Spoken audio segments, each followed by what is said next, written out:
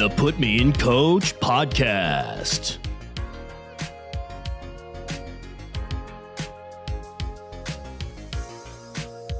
All right, welcome. What's happening?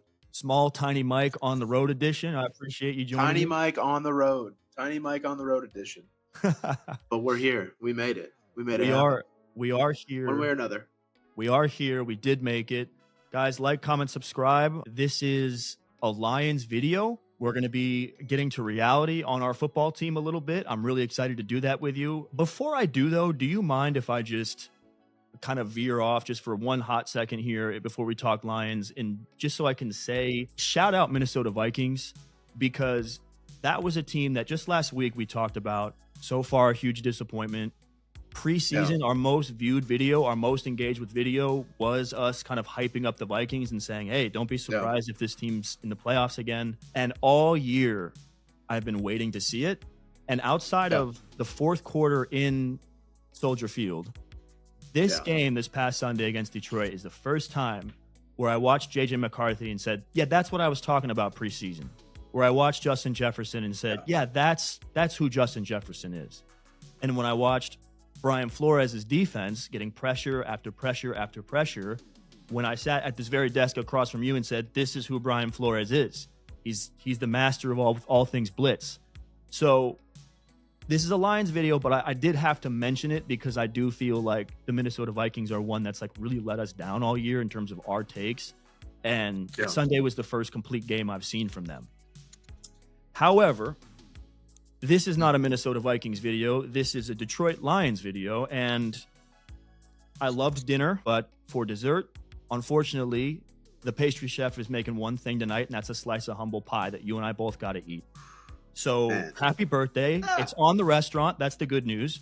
But bad news is the bill is due. So I'm going to pass it to you in a second here, but I just want to give my initial thoughts after watching Sunday's game, because one thing is like a cornerstone of this show that we kind of our mission statement a year ago when we were first kind of like fiddling around with the idea of doing a show like this was being a voice on here that's contrary to ESPN, FS1, and kind of the same, Skip Bayless, Ryan Clark, this ilk of talk that we hear all the time. And Sunday was tough because this is not a burial of the Lions. We'll get to kind of the NFC picture, but the media really kind of nailed what the Lions were going to do this year.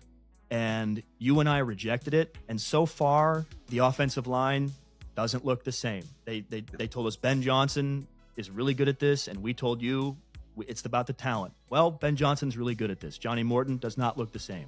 Aidan Hutchinson was a guy last year who looked like the best edge in football prior to the injury. We told the media it's Aidan Hutchinson. He's going to come back from this injury and be as good as he was. Well, he's looked good. He's healthy. I'm happy for him. Doesn't look the same as he did for the first half of last year. Just doesn't. And this Lions team is by no means out of the picture. And I'm excited to unpack kind of why I still do believe. But so far, it is very underwhelming. And for my money, this is not a Super Bowl team. So I want to get your 2 cents on it. And I know you got a lot to say, but I don't know. I'm panicked a little, just a touch. I can't remember the last time I was as frustrated at watching a game as I was on Sunday. And I think I'll start with the good. The good is that I think we played the worst 4 quarters of football that I've seen us play since probably the 2021, maybe early in the 2022 season. And we still only lost by 3 points to a division rival, So I guess like there's a little bit of, you can hang your hat on that kind of slightly. I don't really play that game. I'm not really a huge moral victories type of guy. I'm not really a big moral victories type of guy. So I don't want to get too in the weeds on that. But I think it's, I don't know. There is something positive to take away, knowing that you kind of got your ass kicked up and down the field by a team for 4 quarters, and still within the last 2 minutes, I had a feeling they might still win that game. So that's what I'm taking away as the positive. It's not much, but I'm grabbing what I can. Now let's get into the negative. My thoughts on this team being a Super Bowl contender, those are out the window. Interesting. I am now in the point of I have to see something significant change on the offense. I need to see some rhythm. I need to see an identity. The problem that I have is that yes, Ben Johnson's a really good play caller, but the identity of the offense in itself was lean on your offensive line, run the shit out of the football, and then big chunk yardage with J-Mo, Amon Ra. For some reason, we've gotten fully away from that, and I don't know why. Do you know what I mean? Like, I think it might just be as simple as the offensive line is not as good. I think that's a huge part of it for sure. I think losing Frank Ragnow was the one thing that was like the pit in my stomach, and I have to keep looking in the mirror and saying, we'll be okay. We'll be okay. We'll be okay. Knowing damn well, like, nah, dude, he's so critical. You know, and the way I convinced myself of that is because when Graham Glasgow had to step in last year on days when Frank wasn't healthy, he looked pretty good. But the reality is that he can look good at center for one game, not multiple games in a row. You know, Graham's just not he's just not a good starting quality lineman in this league anymore, unfortunately. Because he was really good for many years, but he's just not. His age has caught up to him. It's just what it is. And the way that Jared Goff got kicked around on Sunday was super discouraging. You know, abandoning run game almost in its entirety was super it was super concerning. It wasn't even disheartening. It was just like concerning straight up. People like the media that you were just referring to will chalk it up to, it was a bad game by the Lions. It's okay. They'll bounce back. Maybe. But the problem that I'm seeing, and I've told you this privately for about 4 weeks now, since the game in Baltimore Monday night, I have not seen this offense look good. Point blank period. Yeah, that's right. And they've gotten some good wins. You know, like I'll give them credit for the Bucs game. You know, that was good. But that score should have been, I don't know, 37-9, not 20. What was it? 24-9. Yeah, 21-9. Baker had a disaster of a game there too. Yeah. Where and really, if you're talking about what set that game apart, was kind of only that big Jahmyr Gibbs play where he broke that huge one off, and it kind of took over the game, and you kind of felt like ball game at that point. But even then, I'm with you. I feel like there were a lot of struggle bus moments offensively, even in that game. Yes. Yeah. Yes. I mean, I saw the offense struggle against the Browns, and I thought to myself, well, that's a really good defensive front. You know what I mean? Like, point blank period, that's a really good defensive front. That's a really good defense, frankly. Yep. Jim Schwartz is no joke. So I'm thinking, okay, well, you know what? You still won, whatever. I didn't like the way they looked. But whatever, you bounce back. I love the way they looked the week before in Baltimore, like I said. Then you play the Bengals, and it's kind of the same thing, right? Like, Bengals have probably the worst defense I can ever remember in recent history, to be totally honest with you. And then, like, they're starting to crawl back in the game at a certain point, and if you remember, like, special teams had a big part of that game, and you know the defense had a really good first half, and it just kind of felt like the offense wasn't humming the way they should have. And I know that's like people might come in and be like, "Mate, they put up fucking 38 points," and it's like, or whatever, they put up 31. I know, but like, trust me, I know my team, right? Like, something's off, and then you're like, okay, I really don't like what I'm seeing here. And then you kind of had the same situation happen in Kansas City. Like, they really cooked on that first drive. And then you got Amon Ra dropping unusual passes. And then it's like they couldn't get in rhythm the rest of the game. And obviously it cost them. And then again, against the Bucs, you're like, I just feel like they're out of rhythm. This is going to catch up at some point. And then here comes a fully healthy Brian Flores defense who, frankly, kicked our ass. And I just look at the landscape of this team, and I'm thinking, like, I don't want to be overly panicky and say, you know, this team might not make the playoffs. I don't know if I truly believe that, but I do have to significantly temper my expectations. I don't think it is possible for this team to go make a Super Bowl run. I really don't. That really disheartens me to say, because I think a lot of pieces are right, but something is just not clicking, and I don't understand what it is. It's all there on paper. I don't know if it's just John Morton is not a good offensive coordinator. I don't know if it's just that the offensive line is just too young, and overcoming the loss of Ragnow and Zeitler was just too much. Or was it, you know, that Ben Johnson just could scheme the guys open better? I mean, it could be a combination of all three. I think it is. So I think it is. I think it's a splash of everything that makes kind of one cauldron, you know, pardon the Halloween reference, like brew here, where it's just not brewing into a tea that's like fire. It's just like a Well, mid-tier T. yeah, but my frustration is we saw it brew perfectly against the Bears and against the Ravens. Yes. Who I'm not going to sit there and act like those are like great defenses by any means, but they're not like garbage defenses either. They're not the Bengals or the Cowboys. Right. Right. It's like I don't, and then I look around and I go, okay, we went 5-0 in division last year, and we were 1-2 in division this year thus far. It's disheartening stuff, man. It really is. Maybe but I know you always hear like that might have been our only chance, like Sunday night in Santa Clara. You wish you just had it back, because I feel like the further we get from that game, and I think Brad Holmes is stubborn. I really do. I think he's super stubborn. I think he wants to be the smartest guy in the room constantly. And, if there's a clip of, maybe you can put it in here. There's a clip of Howie Roseman talking today. I don't know if you saw it, or maybe it was yesterday. But he basically said, like, I can't be afraid to fail. Like, I need to go big game hunting constantly. I want to constantly make this team better. If I fail, if I fall on my face at that point, sure, so be it. I failed. But that dude's won 2 Super Bowls and been to 3. Yeah, and based on that philosophy. Totally. And the thing is, the way that he won those 2 Super Bowls cannot be stated enough. It would literally be what Howie Roseman has done in Philadelphia would essentially be if Brad Holmes, like, let's say not this year, but like next year, or I'm sorry, this year went on like an insane Super Bowl run with Jared Goff, Jahmyr Gibbs, Hutch, Amon Ra, and like that nucleus of players. And then like 5 years from now, with like a new quarterback, a new running back, like an entirely new defense, no Hutch, no Amon Ra, no Gibbs, like none of those guys just separately went on a Super Bowl run and then won it again 2 years after that, right? Like, it cannot be overstated the difference right now between like the way Howie Roseman's doing it and the way every other GM is doing it. And that's not a knock on Brad Holmes.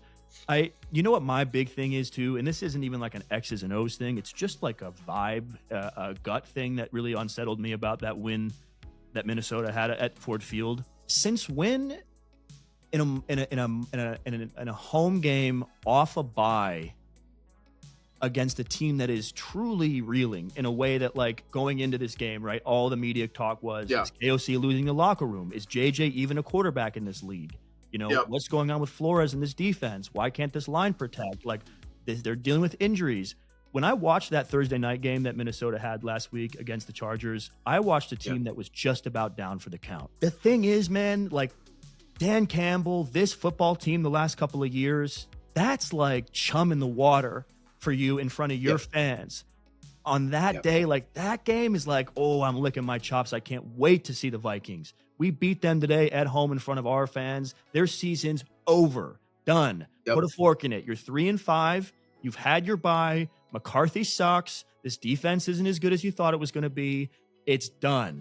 And then you're having bigger conversations about what Minnesota is going to do next year. Well, guess what, my friend? Minnesota has fresh legs and a fresh outlook on life. Minnesota just got laid. They went to therapy, good haircut. Like, Minnesota's feeling good after that win. And you could see it in that post game that they did with JJ in the locker room, right? The clip of KOC giving him the game ball. It's like, uh-oh. And to me, like, that is a scary reality. I think that the silver lining for me would be, with the Lions things. I think everything you said about what's going on, what's going wrong is spot on. I don't really have much to add to that. Where I will say the Lions are saved, if you will, is looking at the NFC picture right now.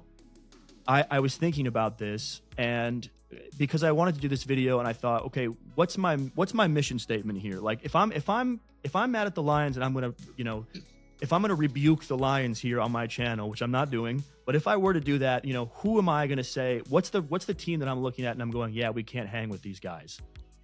Right now, I think Philly. Well, we're gonna find out in 2 weeks. Totally, yes, but do you know what I mean? Like, that's the reality. We're gonna. But as it stands today, though, it's sort of like LA, it's Seattle, it's the Eagles, obviously, it's kind of the Bucks, it's kind of the Packers, it's kind of us. And to me, when I look at it, like, what is the chasm between those teams that I just named and the Lions? Like, they're in this group where they're not pulling into a conversation where we're willing to put them at the front of the NFC, but they haven't fallen out of it either. And so Yeah. I just kind of wonder, like with the Tucker Kraft injury for Green Bay, I think that's Yep. huge. Like Tucker Kraft has been the guy for them this year. Yeah. Yep. The Tampa Bay Buccaneers have injuries. Like Stafford's playing at an MVP level right now. We'll see. Puka Nacua has been banged up. Like that's a little, it's a little testy in the locker room with Philadelphia and AJ, and the OC's clearly not Kellen Moore.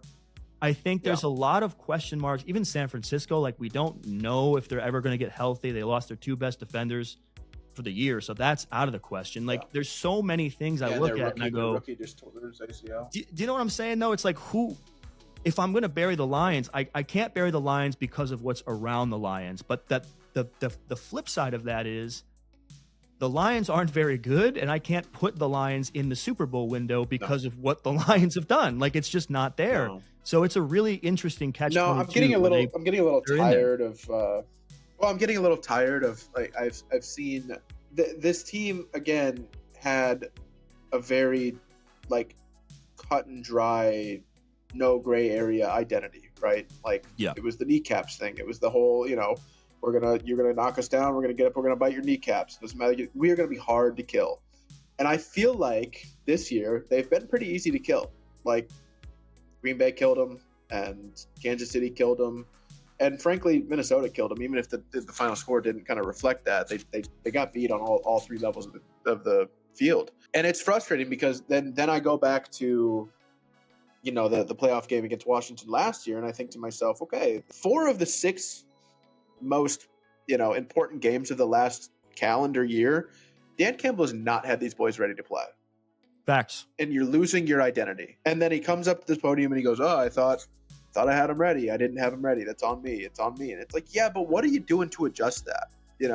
I'm not a person who should be hired by the NFL, right? I'm just an observer of the team. I don't know my X's and O's very well. I don't know, the ins and outs of this league, but I do know vibe, right? The vibe with John Morton is off. You have to address it. Why are we throwing screen passes on 3rd and 10 constantly? Well, it's not even just the vibe. I mean, the actual numbers of Sunday's game bear that out. I mean, how many third and longs? How many third downs, period? How many third downs? How many times on 4th did Dan have to roll the dice? That's usually a twice a game bang where the Lions go, okay, 2 times, one in like the end of the first half when we're kind of momentum building, and it's like, go for it. Put this game like on ice going into the half. And then usually there's one later in the game to like put it away where the Lions will go or like try to come back and win it. Sunday, it just felt like every other drive we were going for it on 4th because we were on 3rd and long, and then we'd gain 4 or 5 yards, and then we're looking at 4th and 3. And we weren't really crushing it on 3rd down either. So we were forced to go for it on. So you're playing 4-down football even when it doesn't like suit you anymore, just to try to make up for all the 3rd downs you're in, because you're not really winning on 1st and 2nd, which shit, man, if there's one thing they've done the last 2 years, it's win on 1st and 2nd, like straight up. Man. Yeah, no, I mean, run game looks terrible, and the offensive line looks terrible, and it's a bummer, And then this week we're playing the Commanders, who don't have Jaden Daniels, but it sounds like we're not going to have Decker or Panay. So, I don't know what needs to happen. Right. I don't know if these guys need to like stop doing something in practice. I don't know if they need to get new strength and training coaches. Like, I don't know what's going on here. But the injuries, it's too much. You can't look at the last 2 years and think this is normal. Like, bro, you're going too hard in practice. You're going way too hard. Back it up a bit. Cool it off a little bit. You shouldn't have offensive or defensive starters missing oodles of time. Right. We're not trying to win. We're not trying to win 7-on-7 against the Miami Dolphins in summer camp, right? It's like let's see what we look like in December. And you're right. I think the injuries have kind of prevented that. I'm gonna get us out of here because I think we've run enough here. But I guess before we go, like, I guess 1 to 10. How confident are you in Detroit winning the division this year, right now? 4. Okay. I'm at about a 6. Okay. Yeah. Yeah. All right. Yeah, I'm at a 4. I just don't think they can do it. And I think they're a wild card. I think they're a wild card exit, to be honest. And then there's going to be a lot of, like, The pressure will be on Brad Holmes this offseason to fix this shit. Like you've given out $1 billion to, frankly, really good players, but you got to make these pieces work. There's no, it's insane. Well, wild card exit is about where they are right now in the rankings. They're right in that zone with San Francisco, which kind of feels like that same kind of team. So I don't know, man. We'll see. Guys, comment, subscribe if you're into it. Look, thanks for coming. I want to hear from Lions fans on this because I want to know if you guys are feeling a little concerned with the product so far, or you're blindly optimistic. Either way is fine. I'm just curious. So let me know. All right, I'll see you, homie. Peace.